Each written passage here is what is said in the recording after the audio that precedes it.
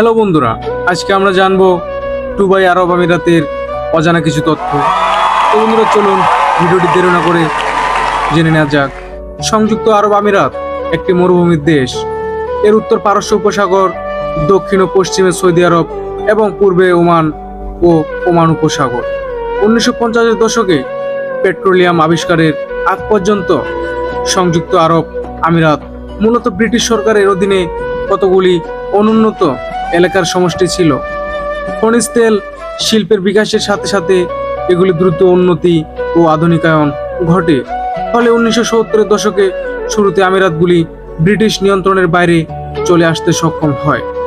এখানকার সংস্কৃতি বেশিরভাগই ইসলামের সাথে সামঞ্জস্যপূর্ণ এবং এদেশের লোকজন ধর্মানুরাগী, নম্র এবং ভদ্র। সংযুক্ত আরব আমিরাত তলোয়ার নৃত্য জনপ্রিয়। অন্যান্য আরব দেশের মতো এখানে তলোয়ার নৃত্য প্রচলিত। ইংরেজিতে যাকে বলে শোর্ট ড্যান্স।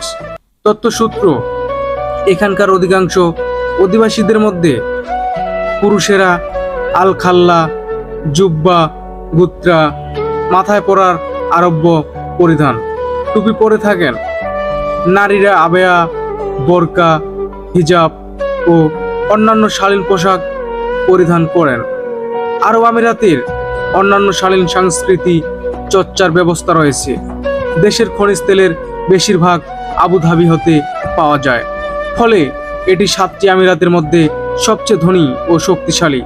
তেল শিল্পের কারণে এখানকার অর্থনীতি স্থিতিশীল এবং জীবনযাত্রার মান বিশ্বের সর্বোচ্চগুলির একটি। মুসলিম বিশ্বের উন্নত দেশগুলোর মধ্যে সংযুক্ত আরব আমিরাত প্রথম শীর্ষ দেশ।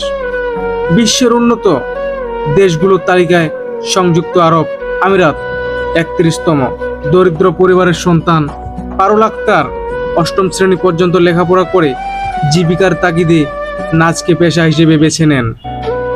কয়েক বছর আগে এক অনুষ্ঠানে নাচতে গিয়ে তার সঙ্গে দেখা হয় এক ব্যক্তির, যিনি দুবাইয়ের একটি ড্যান্স বারের এজেন্ট। ওই লোক এই পারুলকে বলেন, তুমি আমার লগে যাইবা? ঢাকার কথা শুনে আমি রাজি হইলাম। দুবাই যেতে পারুল আক্তারের কোনো টাকা খরচ হয়নি, কিন্তু এ বিষয়টি তার মনে কোনো সন্দেহ জাগায়নি। দুবাই গিয়ে পুরোপুরি ভিন্ন এক বাস্তবতার মুখোমুখি হন পারুল আক্তার। তার বর্ণনায় এখান থেকে ডান্স এর কথা বইলা নিয়ে চাইতো। পরে ওইখানে ছেলেদের রুমে পাঠানো হয়। ওখানে পরিস্থিতির শিকার, একটু ভালোভাবে বেঁচে থাকতে, ভালো আয় করতে, সুন্দর ভবিষ্যৎ স্বপ্ন দেখতে কে না চায়। বিশ্ব প্রেক্ষাপটে যেখানে প্রায় সব কর্ম মাধ্যমেই পুরুষদের পাশাপাশি নারীদেরও অংশগ্রহণ দিন দিন বেড়ে চলছে, সেখানে ভালো কাজ কিংবা বেতনের আশা তো যে কেউ দেখবে। ভালো বেতনের মানবাসনাকেও প্রলোভন বানিয়ে বিশেষত নারীদের যদি ফাঁদ ফেলে ধর্ষণ সহ অসামাজিক কর্মকাণ্ডে লিপ্ত করতে বাধ্য করে, তবে সেটা অবশ্যই অপরাধের শামিল।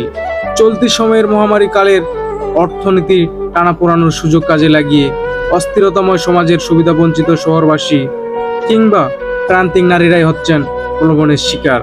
তবে এদেশেই অনেকে আছেন যারা নিজের অর্থে ব্যবসা বাণিজ্য করে যাচ্ছে। তবে দুবাইয়ের সবচেয়ে বড় শহর হলো কায়রো।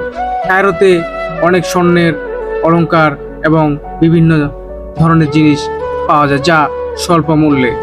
দুবাইয়ে তেলের খনি থাকাতে এখানকার অর্থনীতি পুরোটাই এটার উপর নির্ভরশীল, যাহা এর কমতি কোনোটাই বোঝা যায় না।